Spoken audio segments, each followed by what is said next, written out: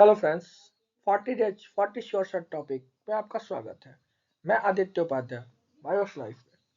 देखते हैं आज का टॉपिक हमारा होगा अडेप्टिव रेडिएशन, जिसमें हम लोग पढ़ेंगे डार्विन का फिंचेज और ऑस्ट्रेलियन मार्supial के बारे में। ठीक है, ये एक इवोल्यूशन का एक बहुत इंटरेस्टिंग कंसेप्ट है जो बताता है कि कैसे एक सिंगल एंसेस्टर से इतने सारे स्पीशीज इवॉल्व हुए हैं। ठीक है, स्टार्ट करते हैं इस टॉपिक को। सबसे पहले हम लोग देखते हैं कि अडेप्टिव रेडिएशन क्या होता है।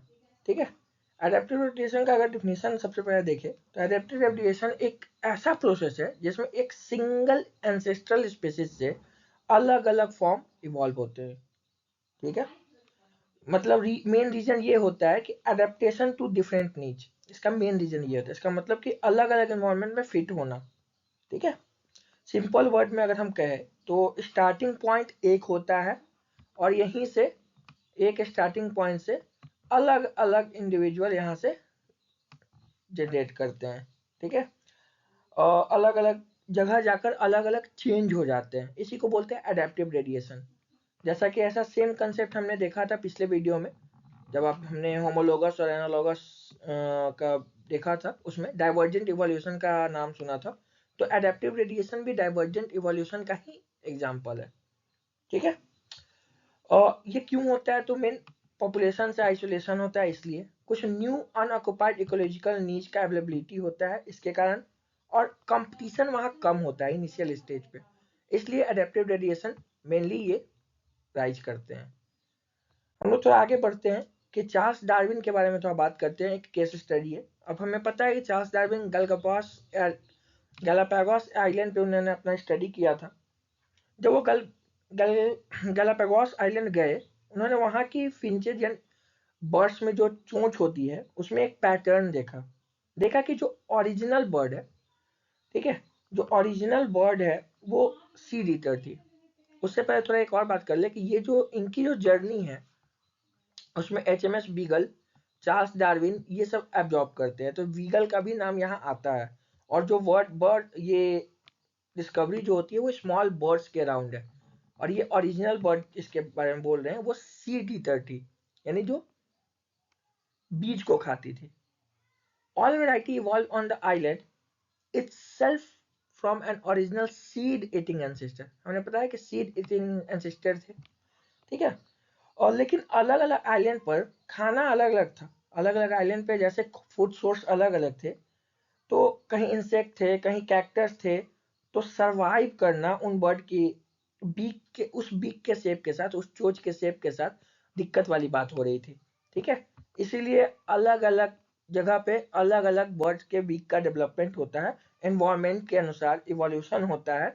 और किसी बर्ड को इंसेक्टिवोरस बर्ड बन जाते हैं, कोई वेजिटेरियन, कोई कैक्टस ईटिंग, कोई वुड पिकिंग, जैसे ऐसे मतलब कि अवेलेबिलिटी होता है फूड का, उस हिसाब से उनका एवोल्यूशन हो जाता है। ये डार्विन ने अपना बताया। जैसे आप यहाँ फिगर में देख रहे हैं कि एक जो ओरिजिनल बर्ड है वो सीड ईटर है, लेकिन इसके बाद देखिए सबका फिंचेज देखिए, सबका कोई नेक्टर ईटिंग वाले का देखिए, कोई इंसेक्ट ईटिंग वाले बर्ड का देखिए चोच, कोई सीड ईटिंग वाले बर्ड का देखिए चोच।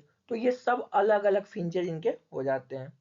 सेम ऐसा ही स्टडी एक और है आपका ऑस्ट्रेलियन मार्सुपियल के बारे में। ये हम लोग देखेंगे कंटिनेंट ऑफ ऑस्ट्रेलिया में। ऑस्ट्रेलिया के कंटिनेंट में देखा जाता है। जैसे आपने नाम सुना होगा कैंगारू।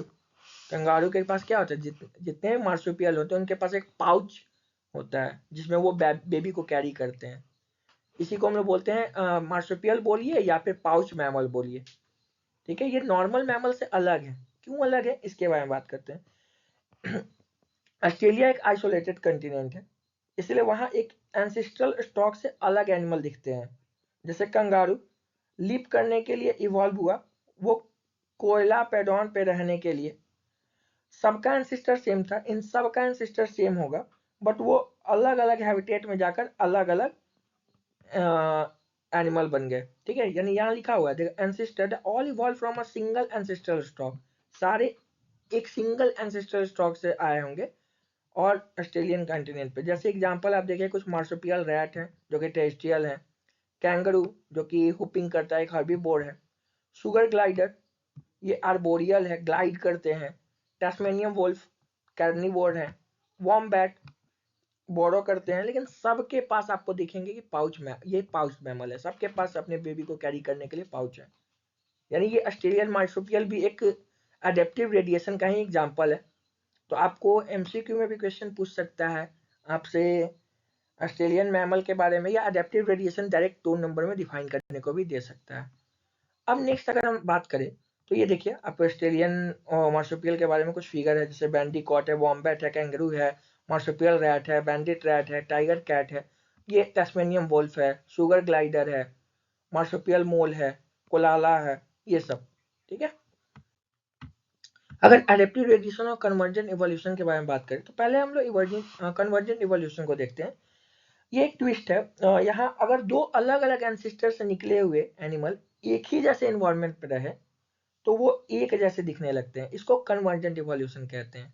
बट डाइवर्जेंट इवोल्यूशन क्या था, या एडेप्टिव रेडिएशन क्या था, कि एक एंसिस्टर से निकल के अलग अलग हैबिटेट में वो अलग अलग रहने लग रहे थे और अलग अलग दिखते थे। बट यहाँ ऐसा क्या है, यहाँ दो अलग अलग इंडिविजुअल एक इन्वायरमेंट में एक जैसे दिखते हैं।